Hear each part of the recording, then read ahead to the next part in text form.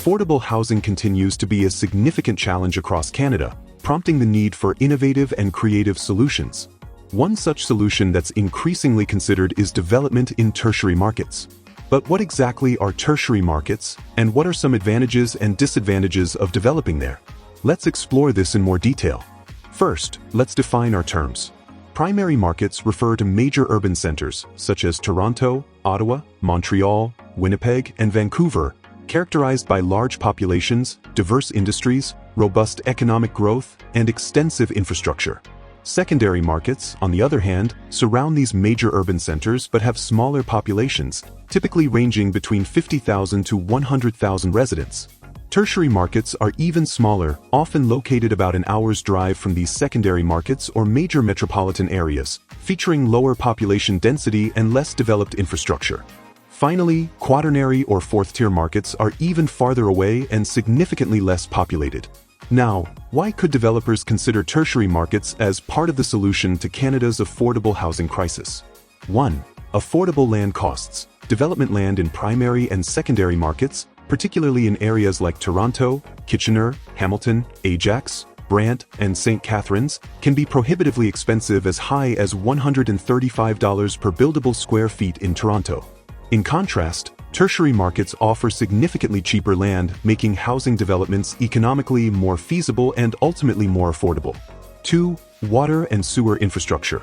While primary and secondary markets, which may be at or near capacity for water and sewer services, tend to discourage private communal water and sewer systems, tertiary markets are usually more receptive, offering more flexibility for such systems.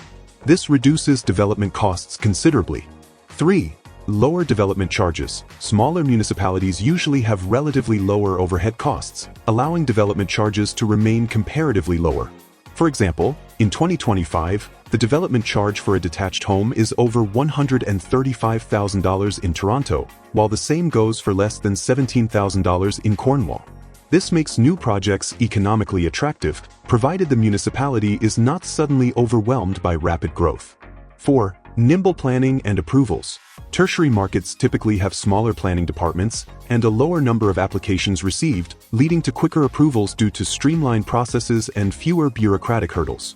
A single planner may handle multiple roles, traffic, environmental, noise, etc., facilitating smoother communication and faster approval timelines.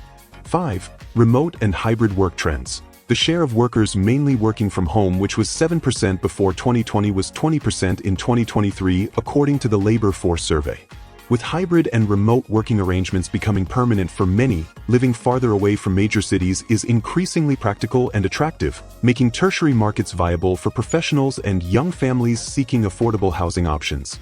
However, tertiary markets also present specific challenges that developers and investors must consider carefully. 1. Limited sales velocity and economic support. Because tertiary markets are farther from major economic centers, the pool of buyers, primarily downsizing retirees or commuting professionals, is smaller. Projects may thus face slower sales, making them riskier investments. These projects are a lot less bankable. 2. Building type and scale limitations. High-rise and even mid-rise developments are usually not viable in tertiary markets due to their scale and the prevailing neighborhood character. According to the Rural Ontario Institute, in Ontario, 77% of rural dwellings are single-detached houses, compared to about 48% in urban areas, and apartments make up only 14% of rural housing stock, versus 35% in urban areas. Hence, developers could instead focus on detached homes, semi-detached homes, or row houses, which align better with market expectations and economic feasibility. 3. Project sizing and phase development. Large-scale projects, 200-plus units, are unlikely to succeed in these markets due to limited demand and potential community resistance. It's crucial to plan multi-phase developments based on careful market research into average annual home sales, while ensuring overhead and infrastructure investments, like water management systems, are spread optimally across units. 4. Price sensitivity. Unlike primary markets, developers in tertiary markets have limited flexibility to raise prices if project budgets expand.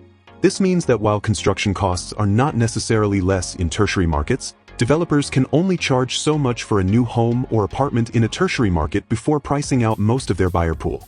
Effective cost control. precise planning and delivering optimally sized phases while minimizing inventory are critical to maintaining profitability. 5. Settlement boundaries and zoning constraints. Staying within established settlement boundaries, though potentially more expensive, typically provides quicker zoning approvals. Attempting to amend official plans to include land outside these boundaries can significantly extend timelines, increase costs, and negatively impact project viability due to delays in returns on investment. Infrastructure costs, such as connecting roads and services to remote sites, could substantially increase costs, and extremely remote locations may also discourage potential homebuyers. In conclusion, exploring tertiary markets can significantly contribute to addressing Canada's affordable housing shortage, offering developers lower costs, streamlined processes, and appealing lifestyle alternatives for buyers. However, careful evaluation of potential pitfalls, including sales velocity, pricing strategies, project scale, and zoning requirements, is essential.